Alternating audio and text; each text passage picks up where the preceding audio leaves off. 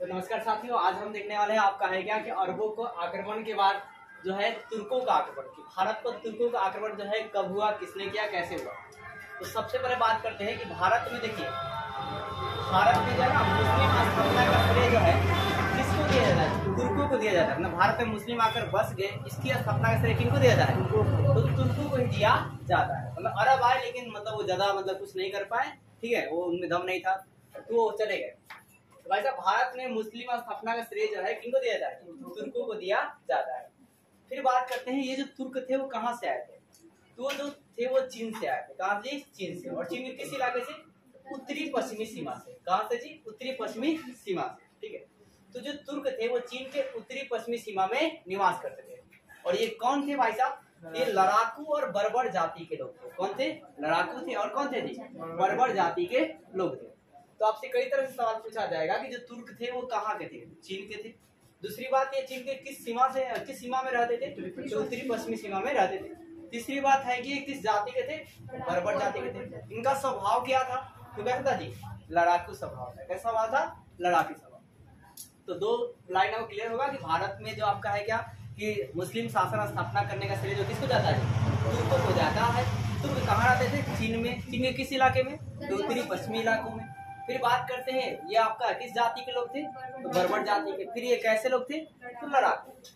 अब आगे देखिए, जो उमैया वंश के संपर्क में आ रहे थे। अब ये जो भारत में आए ना साहब, तो उमैया वंश का जी संपर्क में आने के बाद इस्लाम धर्म को अपना लिया।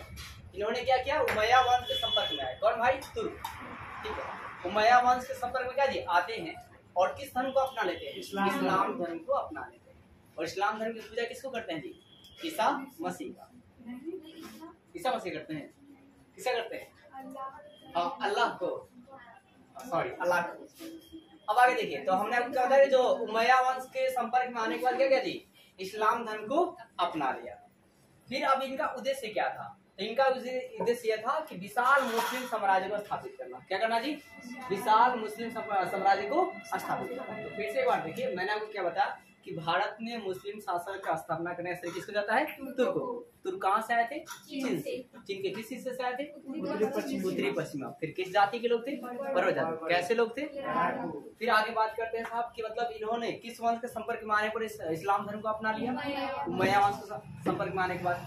फिर बात करते हैं इनका उद्देश्य क्या था? विशाल मुस्लिम साम्राज्य को स्थापित करना, बहुत बड़ा मुस्लिम साम्राज्य को बनाना। अब बात करते हैं क्या कि अल्पतकीन अफगान प्रदेश में आपका है क्या गजनवी साम्राज्य का स्थापना किया था। आपसे मतलब पूछा जाएगा कि गजनवी साम्राज्य की स्थापना किसने किया? तो अल्पतकीन। क्या जी? अल्पतकीन। अल्पतकीन एक राजा था जिसने अफगान प्रदेश में, जी अफगान देश है, ठीक है, अफगान प्रदेश में गजनवी साम्राज्य क्या किया? स्थापना किया। इसके बाद जो है ये गजनवी साम्राज्य का राजा जो है कौन बनता है? हिमाक। कौन जी? हिमाक। और हिमाक के बाद कौन बनता है? बख्तियार। क्या जी? बख्तियार गद्दी बैठा। और बख्तियार की जब मृत्यु हो जाती है तो उसके बाद गद्दी पर कौन आता है? पिराई। अब पिराई क्या था? एक अयोग्य शासक था। क्या था? अयोग्य शासक। इसलिए यहाँ पर भाई साहब है क्या, पिराई जो है मतलब देखिए मृत्यु हो जाता है तो ये शासक बन जाता है। और ये क्या करता है? बनने से पहले गजनवी पर क्या करता है जी? अधिकार करता है। अब अधिकार कर लेता है तो अयोग्य शासक। तो अयोग्य शासक था, इसको जो है पिराई को हटाकर जो है क्या जी? सुबुक्तगीन। क्या है साहब? सुबुक्तगीन जो है इसको हटा देता है और वहां पर गद्दी पर बैठ जाता है। फिर से बात समझिए, मैंने आपको क्या बताया कि अल्पतकीन जो है वो अफगान प्रदेश में गजनवी साम्राज्य का स्थापना करता है, ठीक है।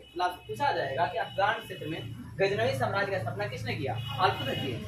उसके बाद अल्पतकीन के बाद राजा कौन बना? हिमाक के बाद कौन बना?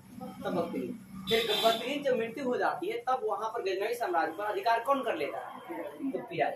और पिराई कमजोर शासक रहता है तो इसको हटाकर कौन आ जाता है? सुबुक्तगीन। अब है क्या कि जो सुबुक्तगीन कौन था? तो सुबुक्तगीन आपका अल्पतकीन का जो आप नाम बना ना, क्या जी अफगान प्रदेश में क्या था जी? स्थापना किया था। अफगान प्रदेश में क्या जी? गजनवी साम्राज्य का स्थापना किया था। तो ये आपका जो सुबुक्तगीन था ये क्या था जी? एक समय था जो ये गुलाम था। क्या था?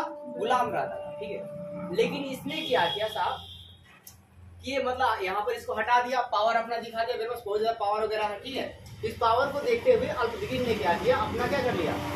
दामाद बना लिया। मतलब पावर इसे बोलते हैं, ठीक है। अल्पतकीन क्या किया जी? दामाद बना लिया। फिर इसके बाद एक इसको उपाधि भी दिया, बोला कि आपको अब इस नाम से लोग जाने। किस नाम से? अमीर उल ए उमरा। क्या जी? अमीर उल ए क्या जी? उमरा की उपाधि इसको देना है। तो आपसे पूछा जाएगा कि सप्तगिन की उपाधि कौन दिया, किसने दिया था? तो अर्कदिन। क्या उपाधि दिया था साहब? अमीर उल क्या जी? फिर बात करते हैं कि जो सप्तगिन था वो क्या था? भारत पर आक्रमण करने वाला प्रथम तुर्क था। तो आपसे पूछा जाएगा कि भारत पर आक्रमण करने वाला प्रथम तुर्क का नाम बताइए। क्या जी?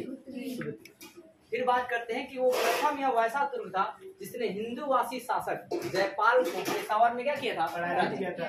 तो आपसे पूछा जाएगा कि जयपाल को किसने हराया था? तो प्रथम तुर्क क्या जी? सॉरी, प्रथम तुर्क। हाँ ठीक है, प्रथम तुर्क क्या जी? सप्तगिन।